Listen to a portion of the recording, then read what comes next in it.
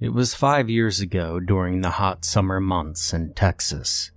We were visiting my aunt in a rural area of the state, maybe a couple hours to the northeast of Houston.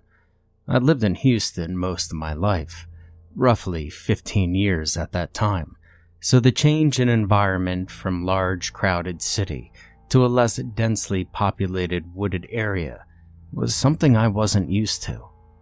As much as I didn't want to be there, I had to. This would have been the last time my family would get to see her, as she had grown gravely ill, and there didn't seem to be any chance of recovery. Though, how she left this world is something that I'll never forget. The first Tuesday after school ended was when my mom received a call from my grandfather. Very soon after, it seemed like we were packed for a year-long expedition, despite us only planning to stay a week. It was my parents, my younger brother Brandon, and our overly energetic Chihuahua, and me. My dad had to drive the entire way there as my mom was in no state, as she was beyond worried about losing her only sister. We probably traveled the entire way in only half the time it should have taken, and once we arrived, an ominous feeling shot over me. I couldn't help but to stare at the nearby tree line. I tried to push aside the unsettling feeling and brought my bags inside my aunt's house, where we would be staying in the rooms down the hall from her. Even around family, there was still a slight atmosphere of haunting isolation. The closest house was a couple miles down the road. It was late when we arrived, so I decided to try to sleep away the feeling. I shared the room closest next to my aunt's with Brandon, so I guess there was a little bit of comfort. And I laid down on what felt like the most uncomfortable mattress in the world. The springs felt like they were popping out of the cushioning and digging right into my back. The blanket was a carpet-like fabric, which, personally, I believe shouldn't be made into any kind of blanket spread. And there was no pillow. The old house creaked and clicked, and just as I drifted into sleep, the door flew open, suddenly jolting me awake. It was my dad. "You two come see your aunt real quick," he said. My heart was racing from the sudden jump. I got up and walked out of the room with my brother following, and I let him pass. But something made me turn around, and through the window I saw a shadow quickly rush by in the small amount of light shining through. Maybe a raccoon or something, I thought. Or maybe it was just my imagination. Through my aunt's door, my mom waved to me to come in. Seeing my aunt, I could tell she was really hanging on by a thread.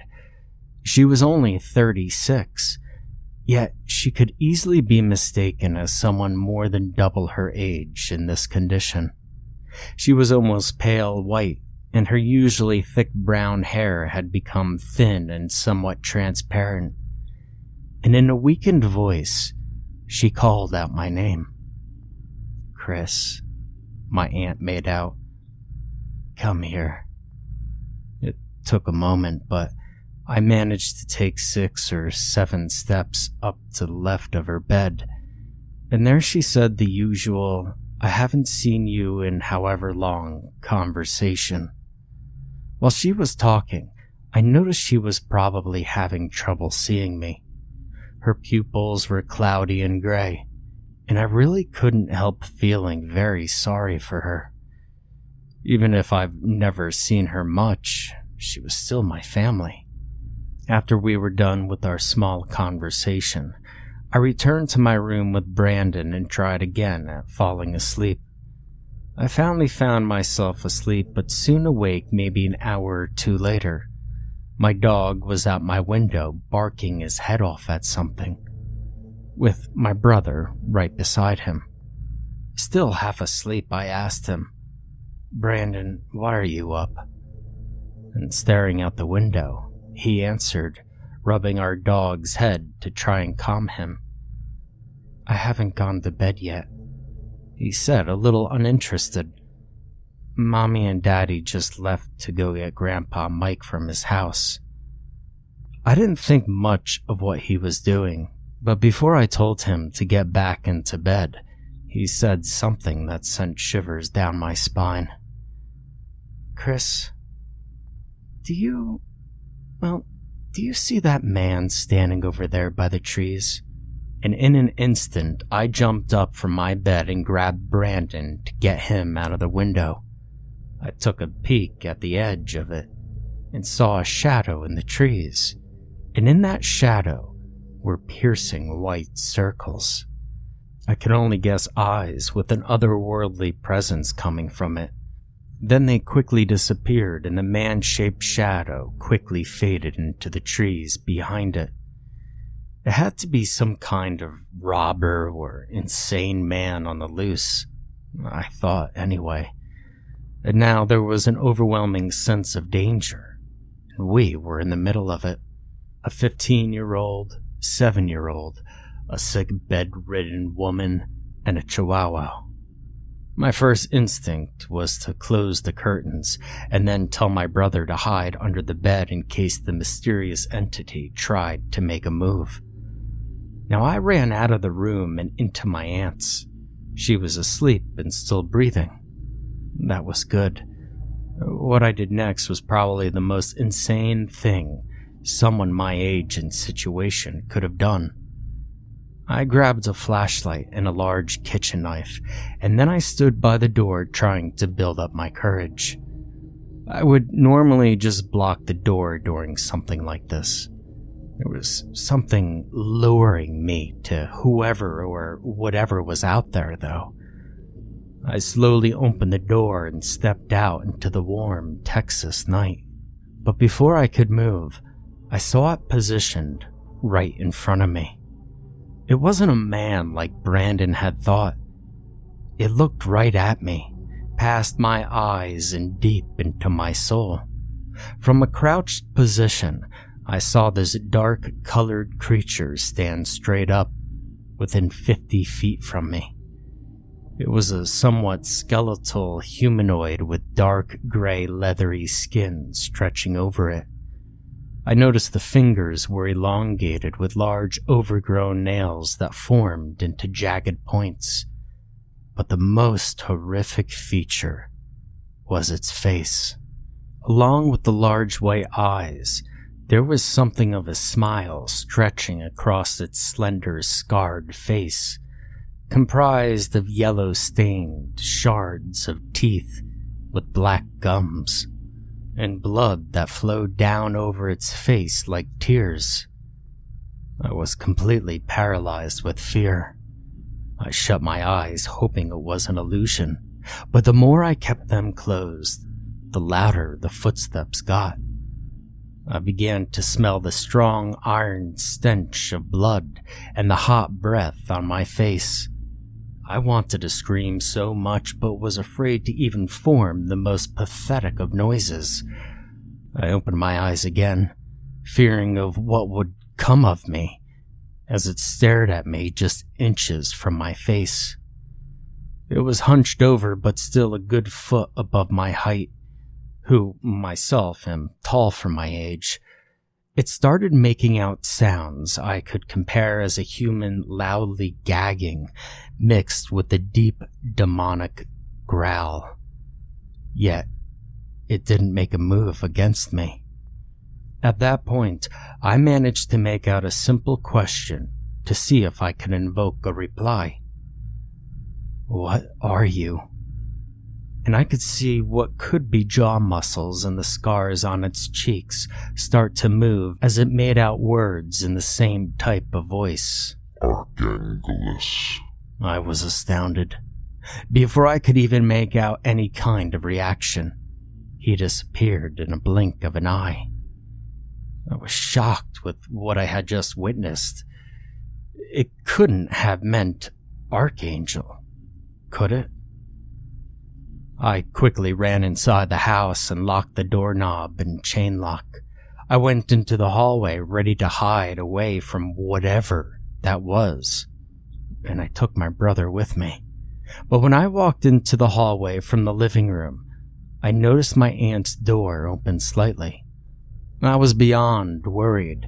I was hoping that Brandon had ran into her room, but that hope was shattered when I heard our dog whimpering in our room. There was no way he would just leave him there. And when I entered the room, I found myself a guest to whatever act this creature was performing. It sat there, perched on my aunt's headboard, reaching down and wrapping its bony long fingers around her neck, and then suddenly wings erupted from its back, large but not exactly bat-like, and they soon found a place wrapped around both it and my aunt. Before my view of her was completely blocked, I saw her staring directly into the entity's eyes, and by her lip movement, I believe she had said, "Angel." I soon saw a bright light and quickly fell unconscious, waking up the next morning in my own bed.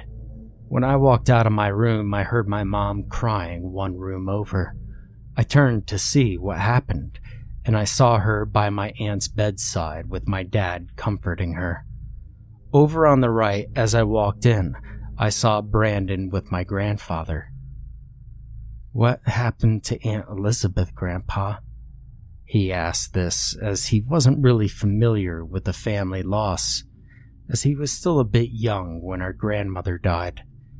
The only thing my grandfather answered back was, "An angel took her last night," before he began tearing up.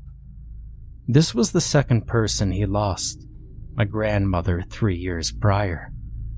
All I could think of at that point, "Angel, angel," just repeating over and over in my head. And soon after, I asked Brandon how I got into bed last night, hoping he would answer like he didn't know what I was talking about. "I saw the tall man carry you into the room," he said. "I saw it all from under the bed." My heart stopped. So I did experience everything that night. Now, I never shared my experience with anyone until last year at my wedding. You see, I saw my grandfather just before it started, and I took him to the side to share the events of that night. "So, you've seen it too now?" he asked, astounded. "It was there when your grandmama passed. I came back from the market and I saw it right there standing on my porch. So now I know, whatever this angel is, it's involved with my family. I'm 21 now, and I've decided to try to put that behind me. Yet today that all too ominous feeling is back. Since then I moved to Los Angeles with my wife, but right now I'm in Massachusetts with her at the airport, after visiting some historical sites. It's time to make our way back, but I just can't shake this feeling. I just hope we'll make it home for my birthday tomorrow, September 12th. I've decided to type this down so my story will be known.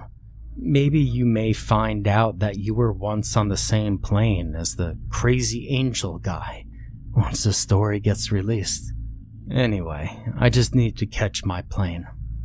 It's Flight 11.